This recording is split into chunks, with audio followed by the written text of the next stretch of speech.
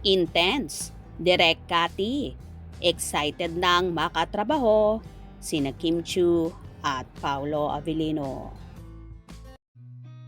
I've seen a lot of change, been through a lot of pain. Some things are not the same as they were a year ago, but all will be okay. I move on each and every day. The past. Na-interview nga kamakailan ang batikang direktor na si Cathy Camarillo kung saan nung una ay ayaw niya pang magsalita at i-broadcast ang mga gustong gawin. Pero dahil nga daw natanong siya kaya nagsalita na siya. Ayon pa sa direktor, excited na siyang makatrabaho ang magkatandem at magka-love team na sina Kim Chiu at Paolo Avellino na kinabibiliban niya.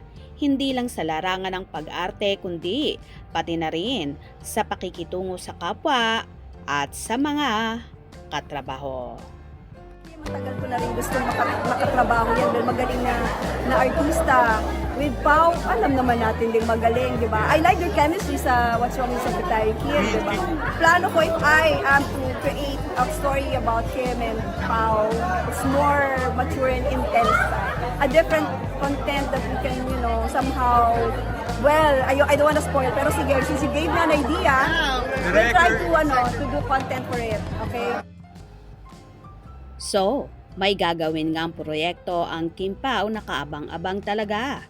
At ayon pa nga sa direktor ay gagawin niyang mas intense ang pagsasama ng Kim Pao kung sakasakaling ang matutuloy ang proyekto nila. Sabi pa nga ni Direk Cathy na sana daw ay marinig ni na Kim at Paolo ang mga plano niyang gawin sa dalawa. Tila magiging exciting naman ang magaganap sa Kim Pao in case may gagawin nga silang movie with Direk Cathy. Ngayon pa nga lang ay so excited na ang Kim Pao supporters sa nilulutong movie ng dalawa na for sure blockbuster ito dahil maraming ang tagahanga nila ang nagre-request ng pelikula ni na Kim at Paolo na pagsasamahan.